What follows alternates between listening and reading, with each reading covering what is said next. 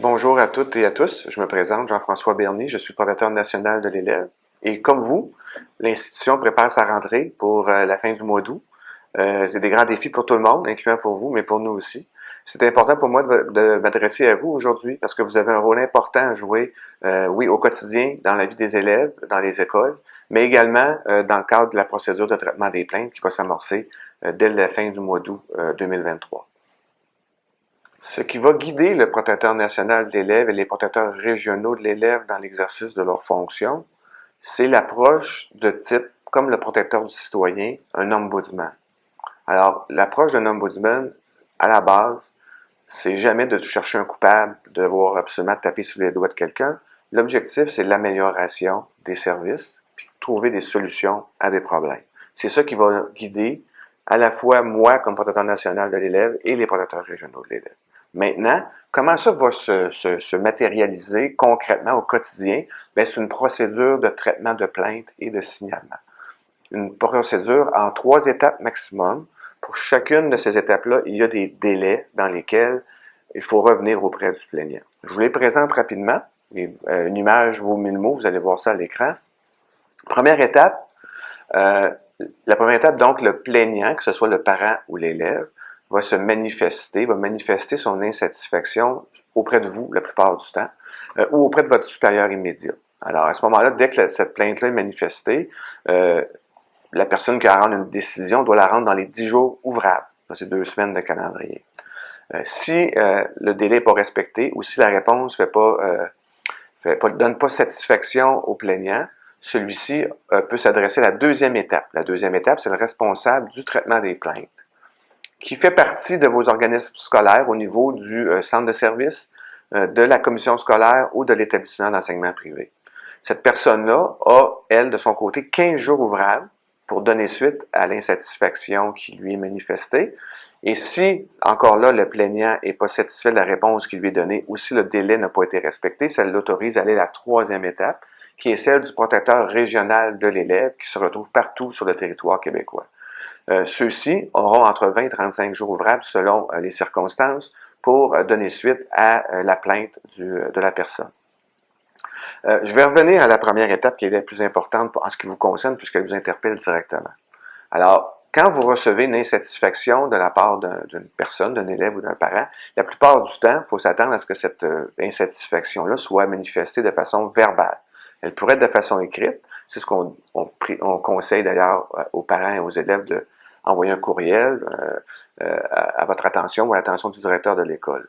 Mais si c'est fait verbalement, c'est recevable aussi. Il vous revient à ce moment-là, vous, comme enseignant, professionnel, personnel de soutien, de résumer tout ça par écrit dans un courriel et de le transmettre au directeur de l'école, de l'établissement. Celui-ci, à ce moment-là, va transmettre cette information-là au niveau du centre de service de la commission scolaire ou de la direction de l'école privée pour que ça soit inscrit dans un registre. Il y a un règlement qui a été adopté récemment par le ministre et qui impose cette obligation-là, donc au niveau de vos gestionnaires. Je reviens sur le courriel que vous allez envoyer à votre gestionnaire. L'avantage d'avoir une trace écrite sous la forme d'un courriel, ça permet à tout le monde de calculer le délai de 10 jours ouvrables de la première étape. Ça permet, par exemple, au directeur de l'école, s'il se fait interpeller par le parent avant la fin de ce 10 jours ouvrable-là, de lui dire, ben, je suis encore dans mon délai parce que le courriel est arrivé tel jour, le jour même où vous aviez manifesté votre plainte auprès de l'enseignant, par exemple. On parle de plainte. On parle de signalement, vous m'avez entendu parler de ça dans les dernières minutes. Il y a une distinction à faire entre ces deux concepts-là.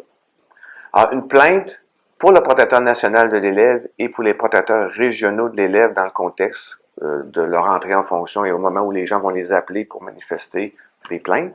Donc, une plainte, c'est toute forme d'insatisfaction. D'ailleurs, à l'écran, vous voyez un peu les précisions à l'égard de ce concept-là de plainte. Alors, c'est très large. Faut pas jouer sur les mots. Pour nous, une plainte, c'est toute forme d'insatisfaction qu'un parent ou un élève va pouvoir manifester auprès d'un enseignant, d'un professionnel en milieu scolaire ou d'un personnel, quelqu'un du personnel de soutien. Ça, c'est la plainte. Plainte versus signalement. Un plaignant, c'est la personne qui est directement touchée par les circonstances, par l'événement, par une situation. Donc, l'élève ou son parent. Un signalant, c'est au contraire toute autre personne que la personne directement concernée par une situation. Ça peut être un autre professeur, ça peut être un autre employé, un employé du centre de service scolaire, de l'école, etc., qui est témoin de quelque chose. Alors, le quelque chose en question est très précis dans la loi. Un signalement fait par toute personne ne peut être qu'en matière de violence à caractère sexuel. Et donc, un signalant ne pourrait pas se plaindre d'un plan d'intervention qui concerne un autre élève dans la classe. Ça ne serait qu'en matière de violence à caractère sexuel, c'est bien important. Donc, en matière de violence à caractère sexuel, il peut y avoir des plaignants, la victime alléguée de la violence ou son parent, ou un signalant, donc l'enseignant, un témoin qui a vu ça, un autre parent, un autre élève, ça pourrait aller jusque-là. Donc, c'est bien important de distinguer ces deux choses-là. Et c'est important que vous maîtrisiez bien le concept comme personnel scolaire, parce que vous êtes des signalants aussi, potentiellement, de situations que vous aurez constatées, qu'on vous aura rapportées, et qu'à ce moment-là, vous serez en mesure de vous manifester auprès du protecteur régional de l'élève. Il faut savoir qu'en matière de signalement, en matière de violence à caractère sexuel, les deux premières étapes ne sont pas nécessaires. C'est ce qui veut dire que même la loi prévoit que les signalements sont effectués directement au protecteur régional de l'élève. Quant aux plaintes de violence sexuelle, le plaignant a le choix de s'adresser à la première étape, deuxième étape, troisième étape, ou de se rendre directement à la troisième étape, à savoir le protecteur régional de l'élève. C'est important de vous souligner que dans le cadre de leurs enquêtes, les protecteurs régionaux vont accorder une confidentialité inébranlable aux renseignements qu'ils vont recueillir, que ce soit auprès de vous, auprès des élèves, auprès des parents. Donc, la loi protège vraiment toute la confidentialité des informations. C'est bien important à dire. Par ailleurs, une autre protection qui est très importante, c'est celle contre les représailles. Alors, comme professionnel de l'enseignement, comme professionnel scolaire, comme personnel de soutien, si vous avez à faire un signalement en matière de violence à caractère sexuel, par exemple, ou si vous avez à être rencontré par un protecteur régional de l'élève dans le cadre de son enquête, sachez que nul ne peut faire des représailles contre vous. C'est quoi ça, une représaille concrètement? Ça pourrait être la rétrogradation, la suspension, le congédiement, le déplacement d'un employé ou toute autre sanction disciplinaire qui pourrait porter atteinte à votre emploi ou à vos conditions de travail. La même chose pour les élèves ou les parents. On ne peut pas faire de représailles, par exemple, en déplaçant un enfant, en l'ostracisant d'une manière ou d'une autre, en le traitant de manière différente des autres, par exemple, ou auprès du parent, en ne lui donnant plus les lignes de communication qu'il devrait avoir avec l'établissement scolaire. Sachez également que c'est pris au sérieux dans la loi, et par nous aussi. Il y a des amendes très importantes qui découlent de représailles ou de menaces de représailles. Alors, ça va de 2 000 $ à 20 000 $ pour une personne physique, et ça peut être de 10 000 à 250 000 $ pour, par exemple, l'organisme scolaire ou toute autre personne morale. Donc, c'est très important, c'est pris très au sérieux et on va le prendre très au sérieux nous-mêmes. Donc, c'est important que ces garanties-là soient présentes pour permettre justement à la voix de s'exprimer, à votre voix de s'exprimer, à celle des élèves et des parents aussi de s'exprimer dans le cadre notamment des violences à caractère sexuel. Pour revenir au schéma que vous avez vu un peu plus tôt, les 3 étapes de la procédure, on va aborder plus concrètement maintenant la 3e étape, celle du protecteur régional de l'élève. Sachez qu'il y a 13 protecteurs régionaux de l'élève qui sont répartis sur l'ensemble du territoire, et à ces 13-là, à temps plein, il y en a 4 à temps partiel qui vont venir leur donner un coup de main quand il y a du volume ou en cas d'absence. Donc, il y a toujours un service qui est présent, disponible pour les personnes qui font une plainte ou un signalement dans les différentes régions du Québec. Donc, évidemment, on a redivisé le territoire du Québec en fonction de ces 13 protecteurs régionaux de l'élève-là qui ont sous leurs compétences parfois plusieurs centres de services ou commissions scolaires et aussi plusieurs établissements d'enseignement privés. C'est quoi leur pouvoir à ces gens-là? C'est des pouvoirs d'enquête importants, des pouvoirs de recommandation. C'est pas comme un juge, et quand ils émettent des conclusions, c'est pas obligatoire d'y donner suite, mais c'est des recommandations qui ont quand même un poids important. Et habituellement, les organismes à qui ils s'adressent sont très collaborateurs dans les suivis qui sont donnés à ces recommandations-là. Par ailleurs, il faut savoir aussi que vous allez être interpellé, vous allez être sollicité par les prédateurs régionaux dans le cadre de leur enquête. Ils vont vous appeler, ils vont vouloir vous parler quand vous allez être impliqué dans un dossier ou un autre, quand vous allez être peut-être le signalant, évidemment, dans le cadre d'un dossier. Donc, c'est important de collaborer avec eux.